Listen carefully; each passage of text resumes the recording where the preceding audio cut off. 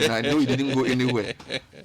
Yesterday after the show and everything, I got home, put my phone somewhere, and slept. Yeah. I slept around 12. I woke up at 5. Thank you. That's a beauty sleep. Yeah, I didn't know I was that tired, but it just came. And the other point I would say about the break is, even though you can't go so far away from where you live, you can connect to people from all over the world if you have data. Yes. So I was on a conference call with friends, some in Canada, some in US, and it was interesting how everybody says we can't go home. We can't go out of the house. And there seems to be a lot of that going around, the conference calls, where I see people doing 5, 6. And I think one of the biggest needs of our time is, how do you work at home with kids? Hey! Some of them, in fact, one of the guys was locked up in a car to just do the call because the people have taken over the house. They won't allow. So if anybody has any ideas on how to work when there are like 3 or 4 kids at home, share the secret. Yeah, whether we should put them in some room, whether we lock the room, give them something to eat, Charlie, or what? Because some of them couldn't enter the house until after the call, which tells me that it's not easy managing the family. And our teachers do a really good job. Yeah. Because without school, a lot of people can't have a normal life. Yeah. So school is not just to educate kids, it's to also give parents peace of mind. I'm telling you. Yeah. So this morning I want to hail all our teachers. Anyway, so let's start with the headlines. How many papers have come out? 3 today. I have 2. Kojo has 1. Then you need to do more online, because as for the website, Kojo needs to do more online. They've been working and working. Okay. So let's start with what you have. Okay, let me start with the front page of the Daily Graphic. COVID-19 scourge, UG quickens vaccine prospects. And it comes with a photo of Professor Gordon Awandari, who you interviewed yesterday. I spoke to him yesterday. Yes. Also on the front page, police intensify surveillance. Free water directive to cost almost 300 million Ghana cedis, and COVID-19 disrupts Easter. Now, if you check the Economic Times, government borrows 17.9 billion Ghana cedis from local markets for second quarter. Gas retailers and consumers oppose new NPA cylinder recovery levy, and Ghana to benefit from $10 billion AFDV COVID-19 response facility. Let's do some business. Front page of the BNFT. Coronanomics, electricity bills waiver spells doom for debt-ridden power sector. Government to absorb 1 billion Ghana cedis monthly. IPPs owed $1.5 billion.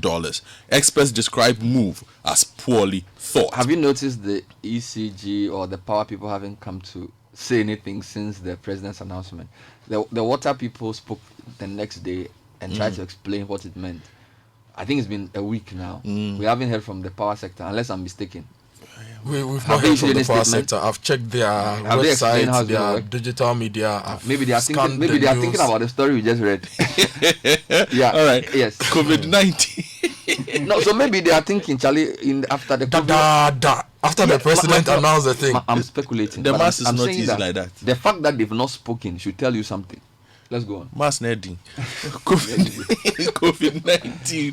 Akufo-Addo eases burden on businesses, households, free power for the poor, house electricity bills for commercial and private students, and PURC. Lots of power stories today. PURC maintains utility tariffs for Q2 amid reduction calls. Speaking of power stories, Citi Newsroom's lead story is a power story. Former U.S. banker charged for arranging bribes to Ghana officials and MPs in power deal. Again. Since you're talking power. Also, IMF approves $1 billion loan to Ghana for COVID-19 fight. Put politics aside, support government COVID-19 fight by Omia to Ghanaians. Meanwhile, God is not responsible for COVID-19. Palmer Buckle. This was my interview with him yesterday. And extend stimulus package to us, customers of collapsed fund management firms, to Nanado. Those guys have been suffering in silence. Could you continue with the website stories? Let me go to maybe City Business News. Okay. A lot of IMF stories. Bank of Ghana can print money to aid COVID-19 fight. Economists suggest. Also, yes, sir, government must be tactical in seeking for debt relief from China. This is Peter Korte. Pay our monies. Lockdown is killing us. Customers of defunct fund managers to government. And IES warns of unstable power supply if government doesn't fund power providers. Now let me take you to Joy Online. IMF approves $1 billion for Ghana to deal with coronavirus impact. Togbe after the regret clash between police and traditionalists over coronavirus ritual. Allied health professionals volunteering for COVID-19 contact tracing withdraw services. This is a troubling story. We brought it to you on the breakfast news. And Chinese embassy in Ghana issues statement on poor treatment of African nationals in China. Meanwhile, health service orders staff to cease media interviews relating to coronavirus. That's a pretty interesting one. If you go to Star FM, COVID-19 app is a weapon in our arsenal. This is Baumia. Also, 58 exposed Begoro Hospital staff patients quarantined. This is COVID-19. Koforidua prisons quarantines convict over coronavirus. And hot meals costing 2 million cedis per day. NADMO reveals. Again, yesterday when Vivian went to the communities, they say, why are you giving us cooked food? Give us raw food so we can cook ourselves. They didn't particularly like the idea. Let's take you global. East Africa says push for uniform East Africa drugs, food taxes in COVID-19 war. That's the big story there. If you go to the BBC, Trump claims total power to lift virus lockdown. Also, Bernie Sanders endorses Joe Biden for US presidency. And don't expect changes to UK virus lockdown yet. That's coming from Downing Street. CNN says democracy may suffer in pandemic's grip. Very interesting analysis. Democracy may suffer in pandemic's grip as every government seeks to arrogate more power for themselves. Meanwhile, good news, hundreds of thousands return to work as Spain relaxes coronavirus lockdown.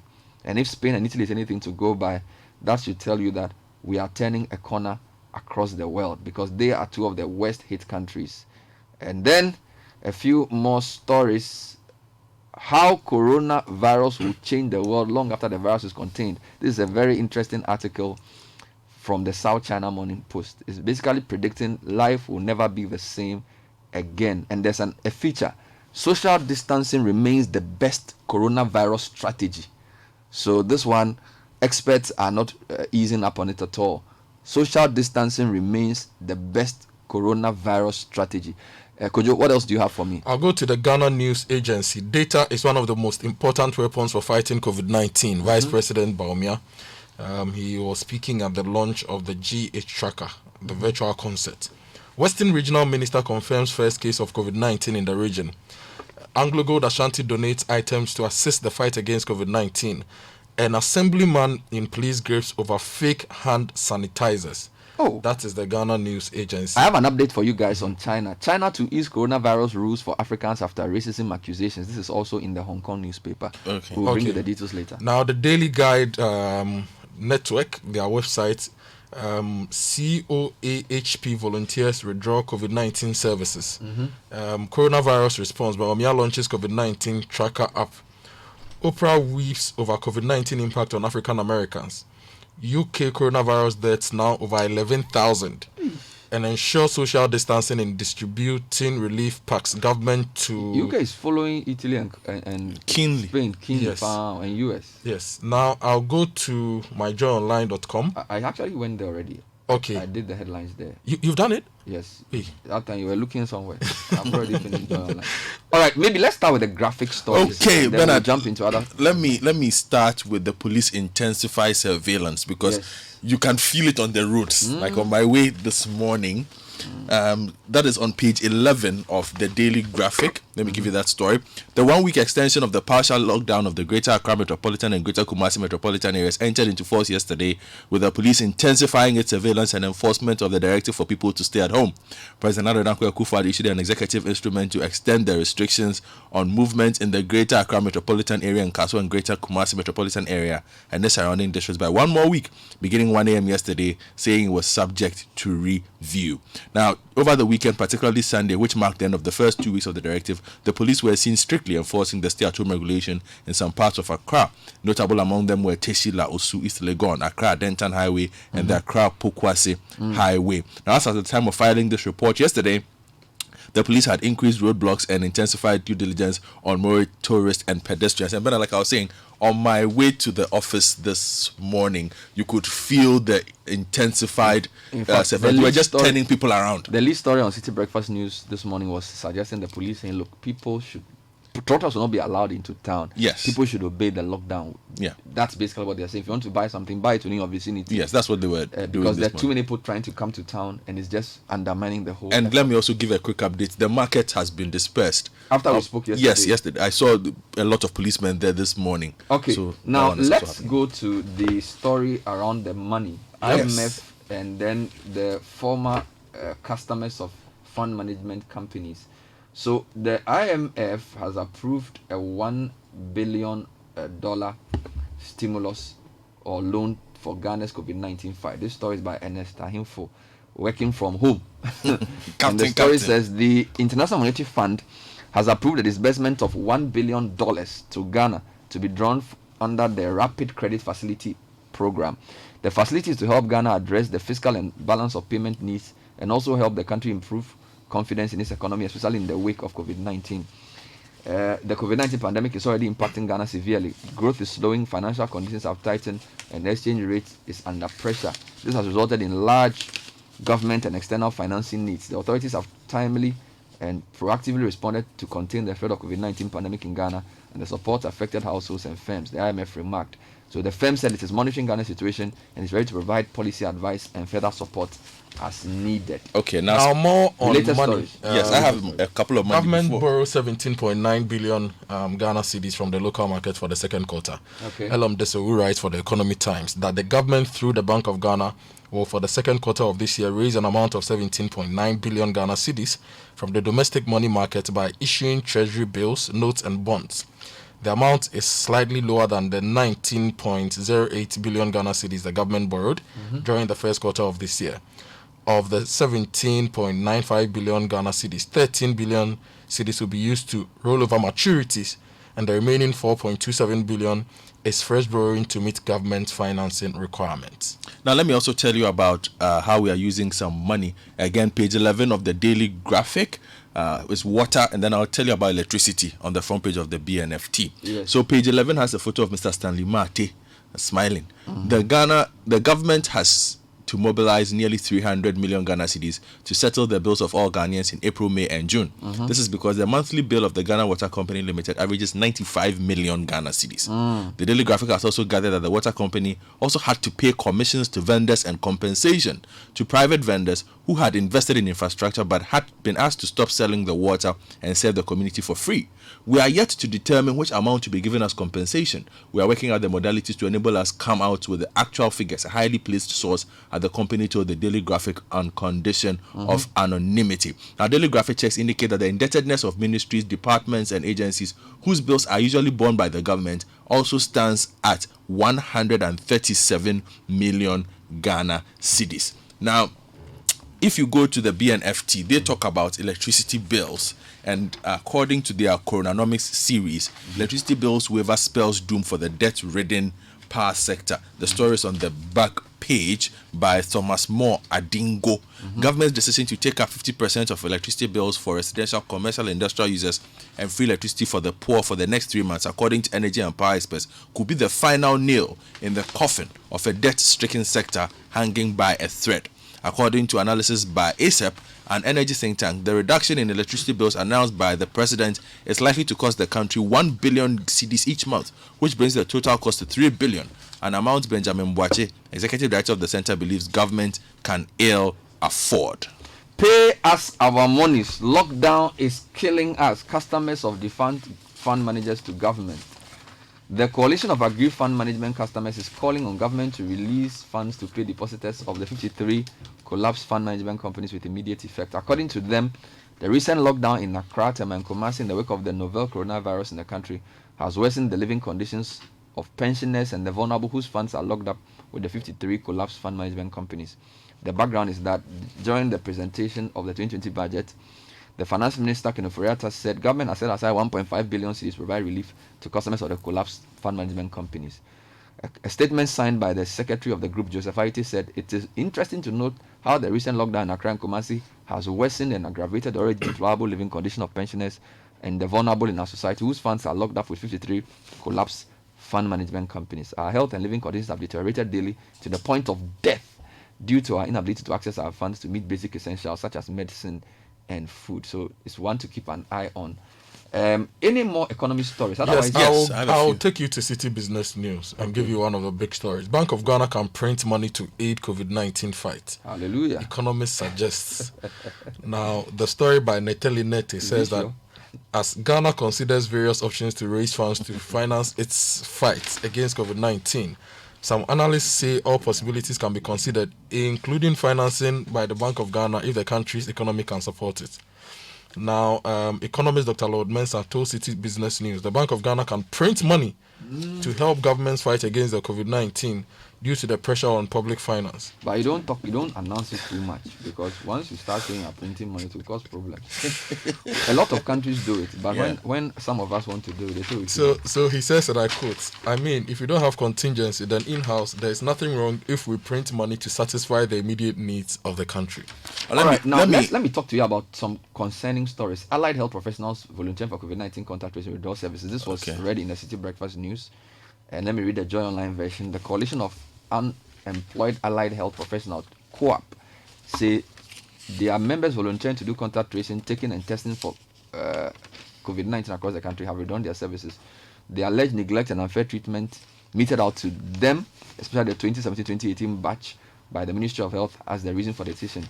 And they're basically saying they are not happy. This is a statement signed by Vincent Amposa Jemfi. Says several engagements with the ministry had not yielded any fruit, and they have been unsuccessful in that regard. That's number one. Number two, Chinese embassy in Ghana issued statement on poor treatment of African nationals in China. Again, this is on Joy Online. The Chinese embassy in Ghana has issued a statement on recent reports about maltreatment of Ghanaians and Africans in the country. According to a statement released by the spokesperson of the embassy, although China has instituted tough measures to hold imported cases of coronavirus, media reports have generally exaggerated some of the interventions.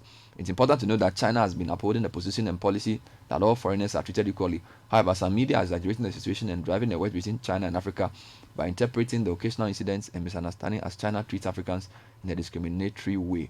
Now, let me give you the South China version just to see if this is corroborated at all. China to ease coronavirus rules for African nationals after racism accusation. Foreign Ministry pledges improved measures after ambassadors demand end to inhuman treatment meted out to Africans. It follows tensions in Guangzhou, where McDonald's restaurant also displayed a notice saying black people are not allowed to enter. Now, the story says the Assistant Minister of Foreign Affairs, Sheng Hyandong, assured more than 20 ambassadors from African nations in a meeting on Monday that the Guangdong authorities were, quote, improving measures and would gradually lift health management restrictions of African nationals, except those who were infected. They are close contacts and suspected cases, according to a statement from the Chinese Ministry of Foreign Affairs late Monday. Now, the move, according to the Deputy Minister, was based on a principle of no discrimination, adding that a communication mechanism will be established with African nations, consulates in Guangzhou, the provincial capital of Guangdong. Okay, And of course, the Interesting. background of the story is noted. let's go to one of the big events that happened yesterday in Ghana. Yes, the Vice President, Dr. Mahamadou Bawumia, launched the COVID-19 Tracker app. Now, the story says Vice President Dr. Mahamadou Bawumia has launched the GH COVID-19 Tracker app to help boost the government's fight against the novel coronavirus in Ghana. He launched the app on Sunday during the virtual concert. Now, the app is a user-friendly and free-to-download mobile software application powered by the Ministry of Communication to, among other things, help the government in identifying and tracing persons who have come into contact with persons infected with COVID-19. Speaking of suspected infections, 58 health workers quarantined in Eastern region over suspected coronavirus. This story says about 58 health workers of the Begro Government Hospital in the Eastern region have been mandatorily quarantined after being exposed to a patient with COVID-19. According to a statement issued by the Regional Directorate of Health Service, Dr. Alberta Brichu Nyako, a 65-year-old farmer with no travel history, was admitted to the hospital on Sunday, April 5 for TB. He then developed a fever of above 40 degrees Celsius and was tested for the novel coronavirus, and the Noguchi result confirmed he was positive. Following the revelation, the Regional Health Directorate has met with the staff of the government hospital and quarantined all exposed staff. Did you read the story on speaking to the media? Yes, let me read it. Let me read that one. That's a let me do the Star FM version just Okay. for variety. COVID-19, don't talk to me. The Ghana Health Service warns. The Ghana Health Service has warned health workers in the Eastern region to desist from talking to the media in the wake of the coronavirus pandemic. A statement signed by the Eastern Regional Directorate of GHS says anyone found to have given information to the media on COVID-19 without the express permission of the Regional Health Directorate will have his or herself to blame. The directorate comes in the wake of calls by various health workers for government to supply them with PPEs. Some nurses at the Kolebu Teaching Hospital days ago threatened to abandon their posts over lack of PPEs. I think the health authorities should spend more effort finding out whether people have the tools to work than threatening health workers, because indeed, yesterday I spoke to some doctors and nurses who said they still didn't have enough PPEs in hospitals in Accra. Yes, so that when they go, sometimes they have to reuse the old ones, and that even there are certain patients in their wards who contract the disease for whatever reason. Yeah. So I think the health director and SVG should spend a lot more effort ensuring that the health workers have all they need before issuing such threats. Because in these days, hospitals everywhere, in fact, you go on CNN, people are speaking to media from even emergency rooms because people want to know what's happening. So this kind of gag order, I'm not sure is the best way to go at this point. And the other big story is the former banker who paid bribes. Oh. Let me give you that story. It's on Reuters. It's on Citi newsroom as well. Okay, so let me give the Reuters version. Yeah. Okay, so the headline says the US SEC charges former banker for bribes to Ghana officials. What is wrong with that people in taking bribes? The U.S. securities regulator on Monday charged the former banker at a subsidiary of a U.S. bank for arranging at least $2.5 million in bribes to be paid to Ghana government officials to gain approval for a client's power plant project. The Securities and Exchange Commission said here that Asante Beako arranged the bribes for a Turkish energy company to funnel the money to a Ghana-based intermediary, which then paid the local officials. Intermediary review. Intermediary 1 and 2, part 3. This is intermediary 1 and 2, part 3. Wow. The Wall Street Journal reported the news earlier in the day and said that Beako was a former banker at Goldman Sachs Group Incorporated. Goldman Sachs, which was not named in the SEC lawsuit, terminated its involvement with the project after the energy company refused to explain the intermediary firm's role, the report had said here. Now, details, Bernard. Beako helped the Ghana-based intermediary pay more than $200,000 in bribes to various other government officials and personally paid more than $60,000 to members of the Ghanaian parliament. Lord have mercy. And other government officials. So the money is... Parliament, hold on. Just give the break. The first amount is between 2.5 to 3 million. Yes. To everybody. Yes. And the parliamentarians took some. Yes. How much was that? Said, according to the story, about 66, and he personally paid more than 60,000. He personally? Yes, to members of the Ghanaian parliament and other government officials. Well, let me just give you a few headlines. It's how we do business here. It's very bad. South Korea is holding an election during the coronavirus crisis. Other countries are postponing theirs. Either way, democracy may suffer. It's an interesting article by CNN writers Julia Hollingsworth and Yu Jung-soon, just to tell you how things are going. Then there's a very good one here. Amazon plans hiring spree as orders surge. This is coronavirus related economic story on the BBC. Online retailing giant Amazon has urged US workers who've lost their jobs because of coronavirus slowdown to apply for as many as 75,000 jobs. Wow. It is offering. The company also said it would ease its temporary curbs on non-essential goods being sold on its platforms. Last month, Amazon took on 100,000 extra US staff to fill priority online orders for food and medical equipment for existing customers. But it still has a waiting list for new customers. It said it will now allow more non-essential items from third-party sellers who make up the majority of the sales on its sites. Wow. You know, the size of that company now. But you see, more than 60 million Americans have submitted unemployment claims. So if you have 100,000 plus 75,000 jobs, that's still less than 200,000 jobs. But it's still a significant chance for one company to absorb. Yeah, but it's only one company. 16 million people have lost their work. I'm just saying context, right? Yeah, guys, thank you. Thank you. We'll be back with more. City Business News is next. Stay with us. Sometimes musical perfection comes from collaboration, a collection of talent.